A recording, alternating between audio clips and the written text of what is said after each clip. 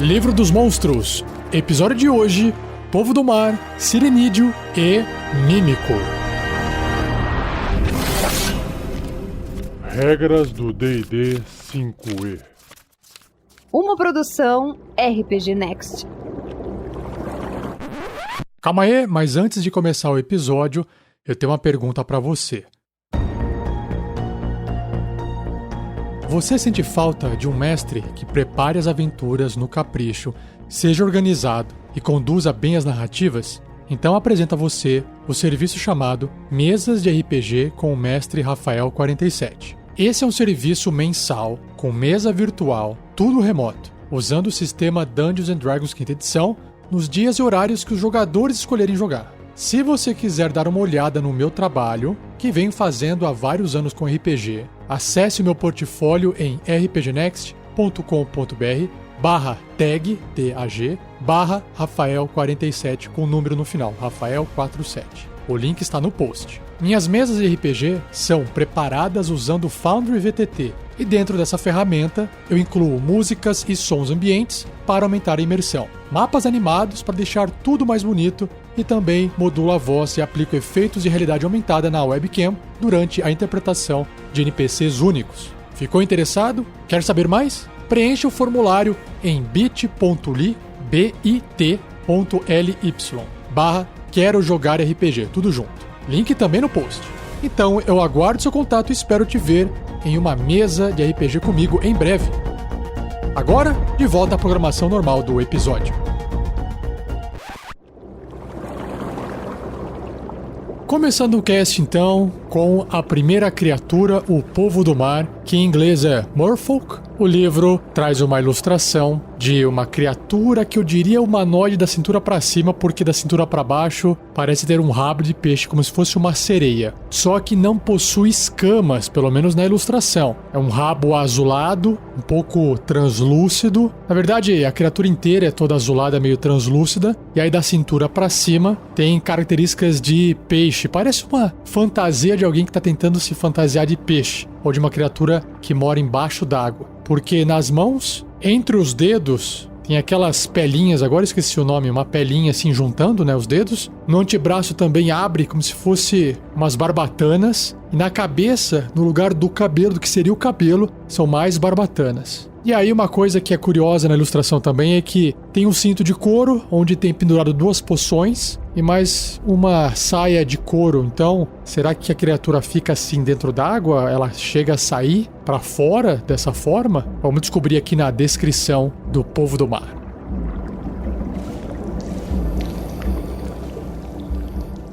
Povo do Mar. Humanoides aquáticos com a parte superior do corpo de um humano e a parte inferior de um peixe. Então, até aqui eu acertei.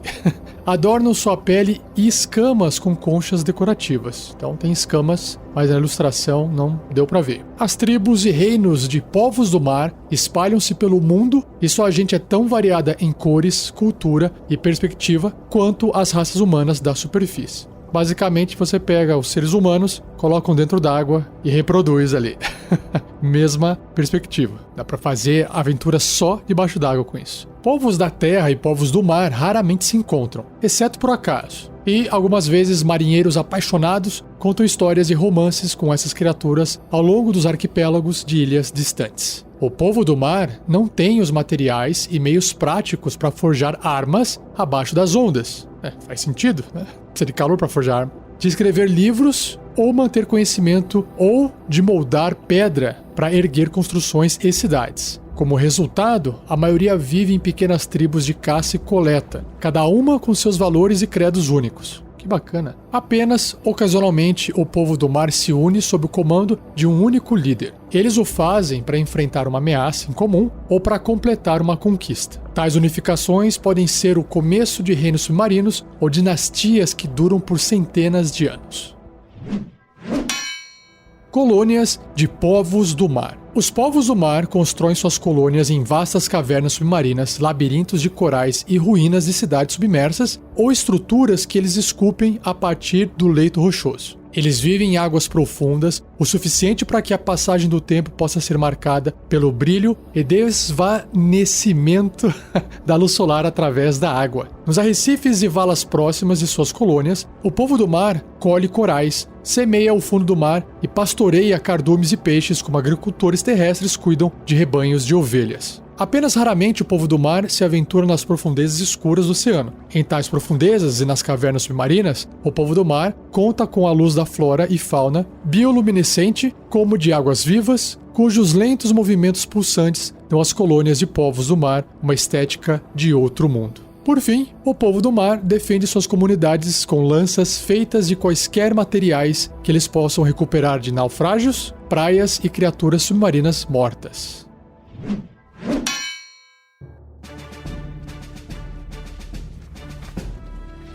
Indo então para o bloco de estatísticas do povo do mar, ele é considerado um humanoide médio, entre parênteses uma tag povo do mar, então o tipo da criatura é povo do mar mesmo, de alinhamento ou tendência neutra. Sua classe de armadura é 11, pontos de vida 11, deslocamento 3 metros se tiver em terra, mais na água, que é a natação, de 12 metros. Em pés isso seria 10 pés e 40 pés para natação. Nos atributos físicos e mentais, ele é bem na média, ó. Força 10, destreza 13, um pouquinho acima da média, constituição 12, pouquinho também. Agora, inteligência 11, sabedoria 11, não concedem bônus nenhum. E o carisma de 12, é um pouquinho acima da média. Em perícia ele tem percepção mais 2, um pequeno bônus, e isso altera o sentido dele, concedendo uma percepção passiva de 12, e a visão é normal. Idiomas Aquan e comum. E o nível de desafio é 1/8, ou 25 pontos de experiência, que é o menor nível de desafio existente no livro. Aí ele tem um traço racial, que ele é anfíbio, faz todo sentido, que diz que o povo do mar pode respirar ar e água, claro, né? Vive debaixo d'água, só pode ser assim, né? E aí a ação que ele tem é a lança, que o livro ali descreveu que eles acharam ou fabricaram com partes de outros materiais. É um ataque corpo a corpo ou à distância com arma. Imagino eu que fazer um ataque à distância dentro d'água, não sei como é que funciona. Eu acho que tem regra específica no livro do mestre. Então é mais 2 para atingir. O alcance é 1,5 metro, ou seja, adjacente. Ou a distância, só que aí é 6/18 metros. A distância não é tão longa assim, né? Bem curtinha, na verdade. Porque 6 metros são 20 pés e 18 são 60 pés. Apenas um alvo. Se acertar, 3 ou 1d6 de dano perfurante, ou 4 ou 1d8 de dano perfurante se usada com as duas mãos para realizar ataques corpo a corpo.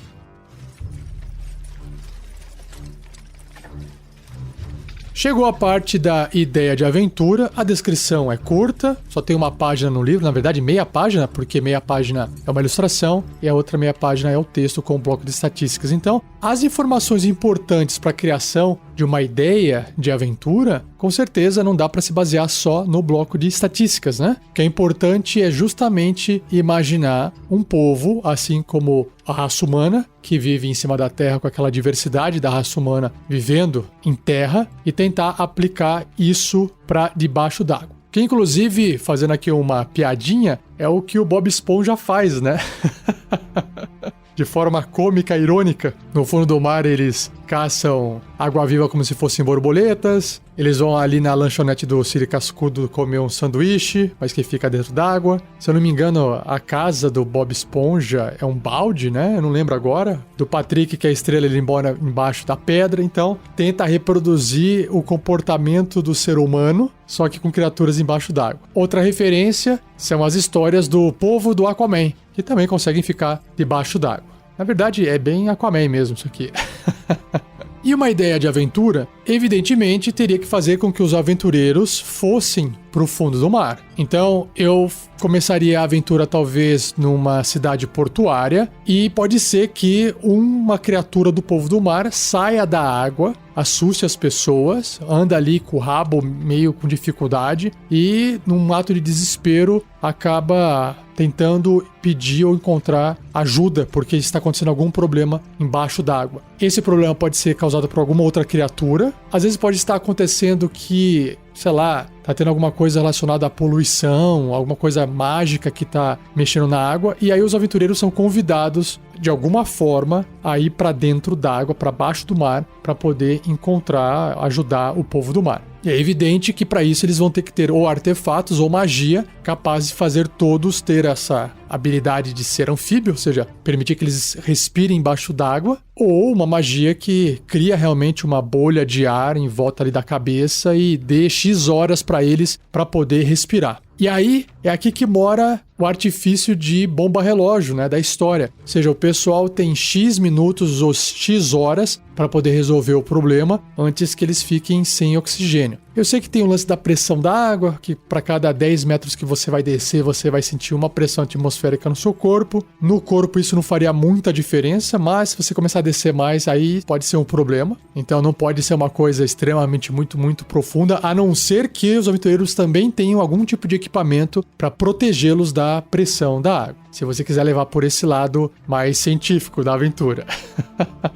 E aí embaixo d'água pode ser basicamente alguma criatura que está tentando dominá-los, ou uma criatura já atacou uma criatura selvagem, aquática, que não está pensando no que está fazendo, atacou o pessoal ali, matou quase todo mundo. E por se tratar de uma one shot, né, o pessoal entra na água, resolve ali a missão e volta. Talvez a recompensa pode ser alguma coisa do fundo do mar, tesouros de piratas e embarcações que naufragaram. Então fica fácil também de trazer essa recompensa para o pessoal. E de novo, por se tratar de um povo que tem tanta cultura ou diversidade assim como os seres humanos, só que tudo debaixo d'água, existe aqui um grande leque de possibilidades para inventar histórias envolvendo o povo do mar, que é muito mais interessante a narrativa, a história, do que simplesmente você encontrar um povo do mar e ter que combatê-lo usando aqui esses 11 pontos de vida dele e a lança que ele usa. Não teria tanta graça assim. Bom, esse foi rapidinho, vamos pro próximo então.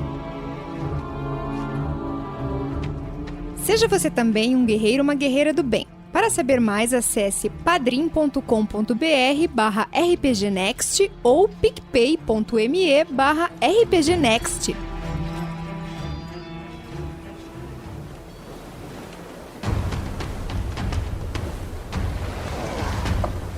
O próximo monstro do cast de hoje é o Sirenídeo, que em inglês é Merrow. Pelo nome e pela aparência que tem aqui no livro, eu chutaria que os dois são parentes. Merfolk e Merrow, né? Bem parecido. Só que em português o pessoal traduziu para Sirenídeo. Não sei dizer o porquê. Mas a ilustração ela é parecida em que aspecto? A criatura também tem uma aparência humanoide, só que da cintura para baixo também é um rabo de peixe, meio de sereia, assim, comprido. Só que é mais comprido do que o do povo do mar. E da cintura para cima, onde deveria ter uma aparência humana, parece um monstro. Parece um monstro, assim, tem os braços, né? Mas tem uma cara mais de peixe, tem no lugar que parece ser barba, assim, uns tentáculos, 4 tentáculos saindo. Tem uma mandíbula, então mistura, assim, uma cara de humano com cachorro e peixe. Imagina toda essa mistura. Então é mais monstruoso. Parece o povo do mar amaldiçoado. Também tem barbatanas em cima da cabeça como se fosse o cabelo, em cima do ombro, nos cotovelos, dando uma impressão assim de agressividade. E aí na mão esquerda tá segurando um arpão, uma corda ou alguma coisa parecida assim na extremidade oposta. E parece também vestir alguma armadura com uns pedaços metálicos misturados com conchas. É uma criatura feia, parece ser forte e maligna. Vamos descobrir o que o livro descreve sobre ela.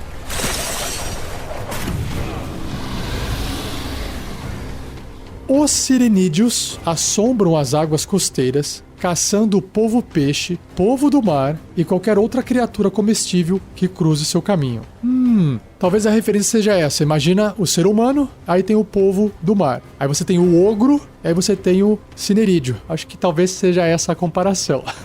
Esses monstros selvagens capturam e devoram presas desatentas, arrastando corpos afogados de volta para suas grutas, submersas para se alimentar. E acabamos de encontrar aqui o inimigo, a ameaça do povo do mar, na ideia de aventura que eu acabei de citar. Povo do mar transformado. Ah, sabia! Tinha alguma relação. Muito tempo atrás, uma tribo de povo do mar encontrou um ídolo de Demogorgon, olha só, no fundo do mar, que bacana. Sem saber do que se tratava, eles levaram o artefato para o seu rei. Todos que tocaram o ídolo foram afligidos com loucura incluindo o rei, que decretou que um ritual de sacrifício deveria ser realizado para abrir um portal para o abismo. O oceano ficou vermelho com o sangue do massacre do povo do mar, mas o ritual funcionou. E o rei liderou os sobreviventes através do portal submerso para a camada de Demogorgon no abismo. Nossa! O povo do mar permaneceu lá por gerações, lutando por suas vidas enquanto o abismo os distorcia completamente, transformando-os em monstruosidades malignas brutais. Então, o primeiro cinerídeo nasceu. Valentões costeiros. Sempre que uma oportunidade aparece para ele, o príncipe dos demônios envia cinerídeos de volta ao plano material para causar estragos nos oceanos. Os sirenídeos são valentões, atacando todas as criaturas menores e mais fracas que eles. Os sirenídeos vivem em cavernas submersas cheias de tesouros e troféus, tirados de suas vítimas e de navios naufragados. Eles amarram os corpos apodrecidos de seus inimigos mortos e de marinheiros afogados a cordões de algas marinhas para demarcar as fronteiras de seus territórios. Caramba, bacana.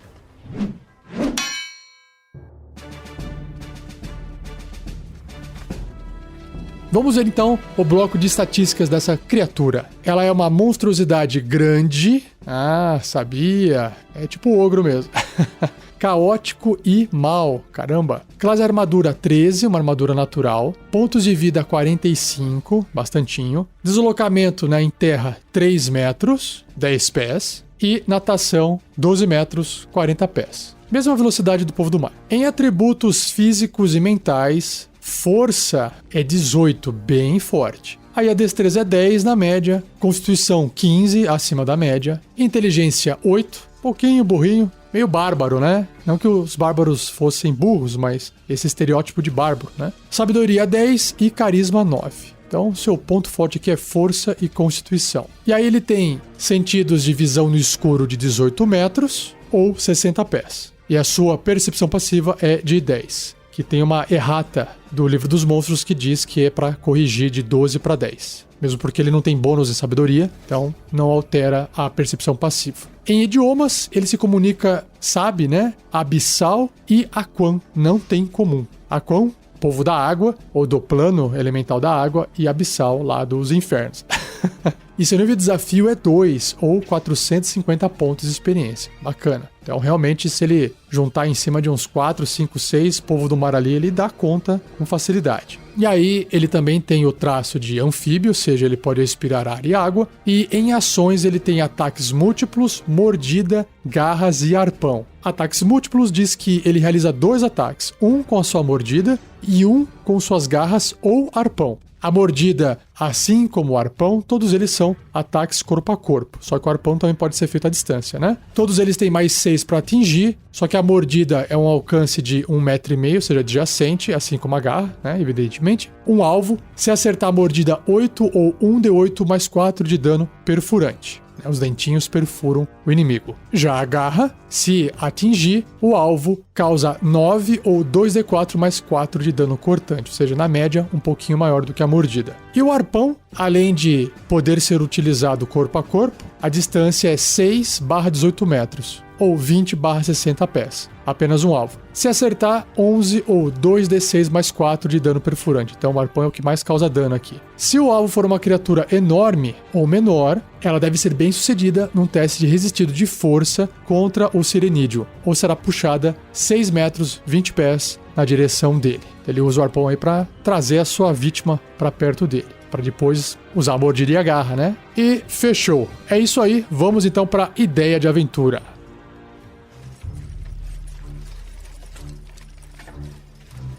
Na ideia de aventura com o Sirenídeo, é claro que eu vou aproveitar a ideia de aventura anterior do povo do mar. Então, quando uma criatura do povo do mar surge em terra pedindo ajuda, porque ela fala comum, então fica fácil dela se comunicar com qualquer pessoa, não precisa ser diretamente com os aventureiros, ou seja, alguém levou essa proposta ou os aventureiros escutaram alguma coisa em algum lugar falando que talvez quem ajudasse o povo do mar iria encontrar tesouros embaixo do mar e tal, e mal eles sabem que a ameaça é treta.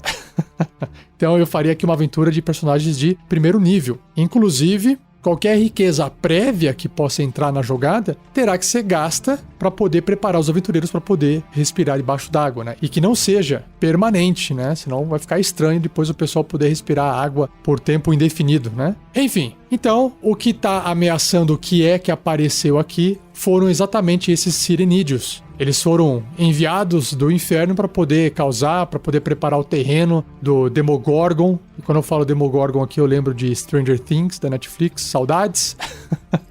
Inclusive, se você também quiser contar, né, essa história, evidentemente, o povo do mar pode dar essa lore, passar esse conhecimento de como surgiram, do que são os sirenídeos, né? E aí fica ao seu cargo. Será que nessa sua aventura, essa história de que eles foram transformados em monstruosidades lá no abismo ocorreu exatamente agora? E o primeiro sirenídeo que está aparecendo, ou os primeiros, são os primeiros que estão sendo enviados? Se esse for o caso, você não pode colocar toda aquela narrativa, se bem que eles podem ter chego há pouco tempo, já matado alguns marinheiros na região. Olha só, tive uma ideia, vou melhorar aqui a história, hein? A ideia de aventura. Então tem ali uma cidade costeira que começou a perceber que algumas pessoas, alguns marinheiros, começaram a desaparecer. Até que então, um sobrevivente de um ataque consegue chegar até a cidade e conta essa história para todo mundo. E ele descreve a criatura. Criaturas monstruosas, de rabo de peixe com pele azulada, segurando lanças, nos arrastando para dentro d'água, etc, etc. E ele está descrevendo exatamente esses monstros que os atacaram. Só que esses monstros também estão atacando o povo do mar. E aí, quando o povo do mar aparece, umas criaturas, uma ou duas, enfim, aparece, o que acontece? Todo mundo imediatamente ou sai correndo de medo, ou se torna agressivo, porque acha que o povo do mar se trata dos sirenídeos, porque eles não conhecem a diferença, né? E aí, quando você vai trazer o aventureiro para aquelas criaturas, talvez gere um conflito ali, ou pelo menos uma sessão ali, uma parte de interpretação para poder descobrir se são ou não são os monstros, será que eles vão atacar, não vão atacar, porque lembre-se que as criaturas, as duas têm lanças, né? Uma é um arpão, mas para quem tá sendo atacado, não importa se é arpão, arpão é uma lança com um gancho para arrastar de volta, né? Então é tudo lança. E aí gera esse conflito, gera essa introdução à aventura para até descobrir que,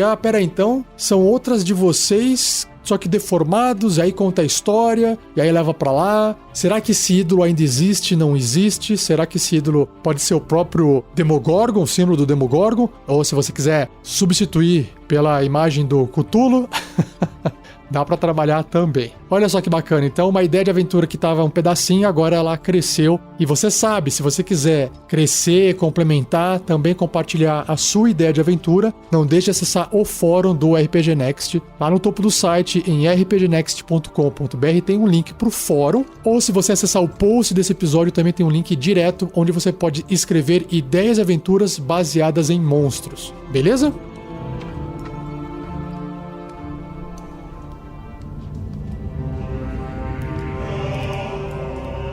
E agora vamos pro último monstro do cast de hoje. A última criatura, o último monstro é o Mímico, ou em inglês, Mimic. E a ilustração clássica que representa ele, essa criatura aqui, ela é clássica do D&D, é um baú de tesouro feito de madeira, com bordas metálicas, só que não é exatamente um baú, é uma criatura que está polimorfada, metamorfoseada em baú, só que ela está se revelando o monstro. Então, imagina o baú sendo aberto, está abrindo como se fosse a boca, e dentro tem vários dentes, uma língua roxa saindo de dentro, esticada assim, curvando no ar, vários olhos vermelhos ali na parte da madeira em cima. É bem nojento, é bem feio. Parece filme de terror.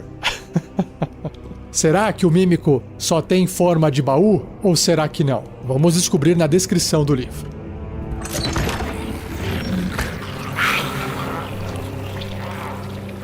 Mímico.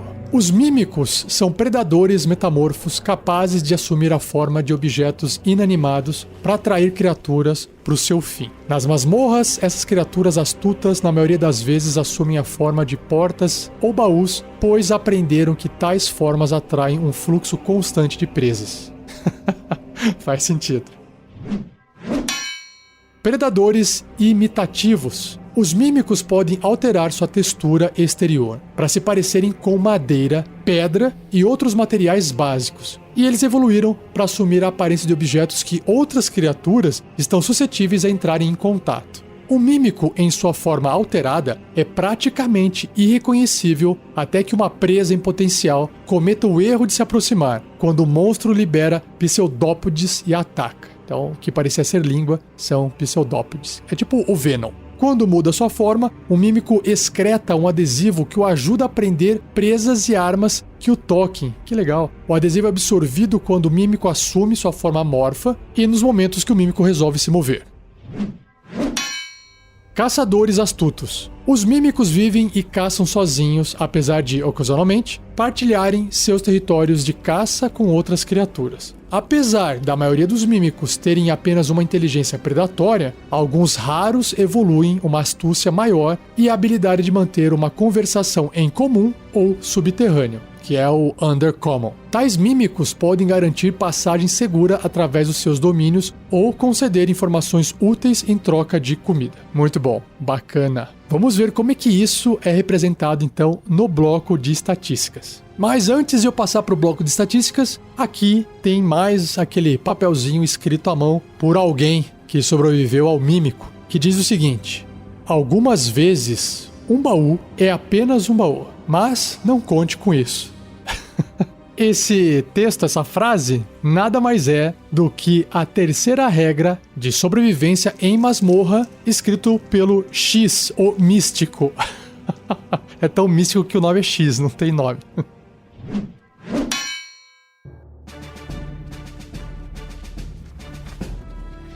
Mímico é uma monstruosidade média com a tag de metamorfo, alinhamento neutro. Então ele não é maligno, ele é tipo uma criatura mesmo, tipo um animal, só que monstro. Sua classe de armadura é 12, uma armadura natural, baixa até, só que pontos de vida 58, aí é bastante. E o seu deslocamento é de 4,5 metros, pouquinho só, 15 pés. Em atributos físicos e mentais, aí é bem variado, ó. Força 17, então bem forte. Acima da média, destreza também 12, constituição 15. Só que inteligência é 5, pelo menos no mímico padrão, né? Como o livro descreveu, pode ter mímicos mais inteligentes. Sabedoria 13, que vai representar o seu instinto, né? E carisma 8. Em perícias ele tem furtividade mais 5. Isso se ele estiver se movendo, imagino eu, se não tiver na forma de objeto, né? Ele tem imunidade a dano ácido. Olha só que legal. Ácido não faz nada. Tá aí uma forma de encontrar um mímico, hein? Tem uma mesa ali. Você pingou ácido, não fez nada?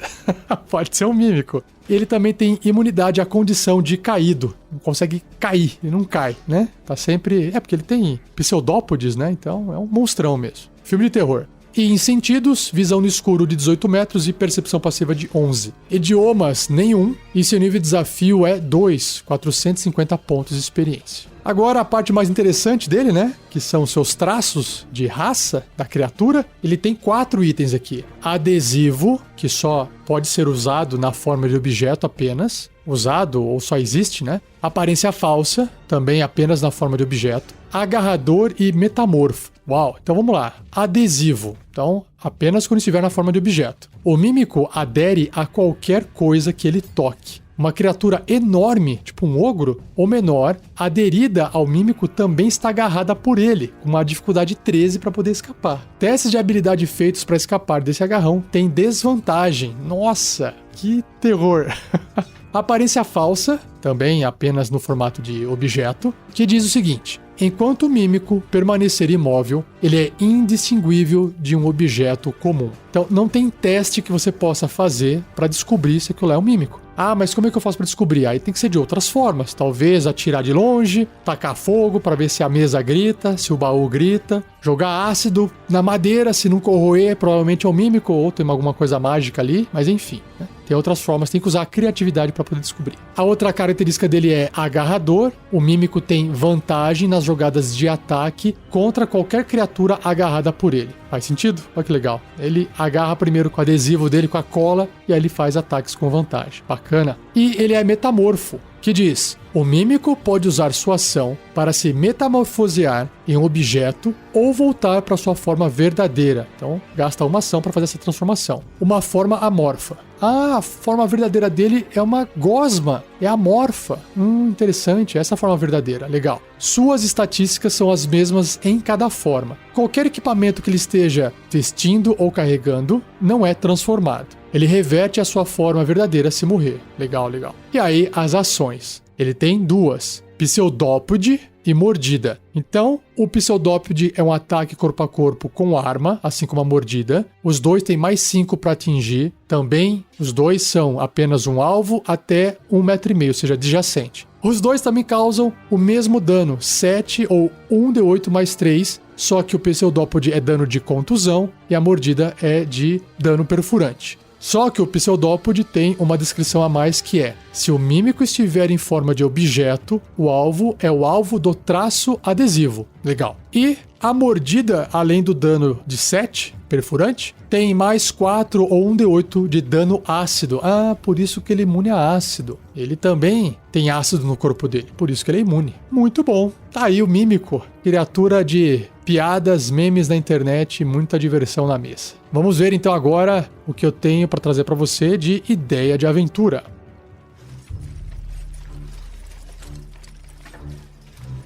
Para fechar o cast, então, de hoje, uma ideia de aventura eu não trarei, mas uma indicação. Por quê? Gente, usar o mímico tem tantas possibilidades diferentes, porque ele vira um objeto, ele pode aparecer em qualquer cenário, em qualquer situação, em qualquer lugar, desde que não seja debaixo d'água, porque ele não respira embaixo d'água, e nem no meio da lava, porque senão ele vai acabar pegando fogo e vai queimar. Mas em qualquer lugar mundano, dá pra colocar um mímico lá. Então ele é um coringa gigantesco, tá? Agora, o que eu quero recomendar pra vocês é, no RPG Next, já jogamos uma aventura onde havia um mímico. É a aventura de 10 episódios do Tarrasque na Bota, chamada Casa da Morte. Se você não ouviu essa aventura curtinha, uma aventura introdutória do cenário de campanha chamado Ravenloft, que é um cenário obscuro, sombrio, vampiresco, esse tipo de coisa. Uma aventura de terror e comédia, claro.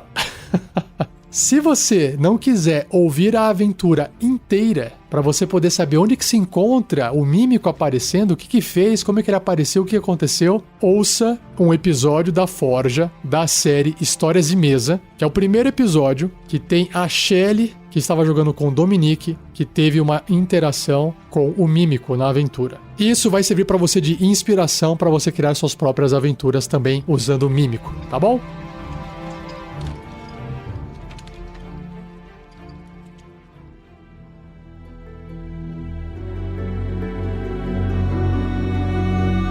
E assim eu encerro mais esse episódio do Regras do D&D 5e. Espero que você tenha gostado. Não esqueça de compartilhar. Se estiver ouvindo no YouTube, deixa o like e compartilhe também, claro. Agradeça ao Gleico Vieira Pereira, o editor desse episódio. E se você tem o hábito de ouvir nossos podcasts nos aplicativos, seja ele qual for, iTunes, Spotify, Google Podcasts, por favor, se for possível, nos avaliar com estrelas, joinhas, eu não sei qual que é a métrica de todos os aplicativos, mas se tiver como você nos avaliar, avalie e deixe um comentário para que outras pessoas possam nos encontrar com maior facilidade. Isso ajuda bastante, tá bom? Basta fazer uma vez só. E não perca o próximo episódio, onde irei apresentar 3 monstros: Devorador de Mentes, Minotauro e os Modrons. Beleza? Então muito obrigado, um abraço e até o próximo episódio.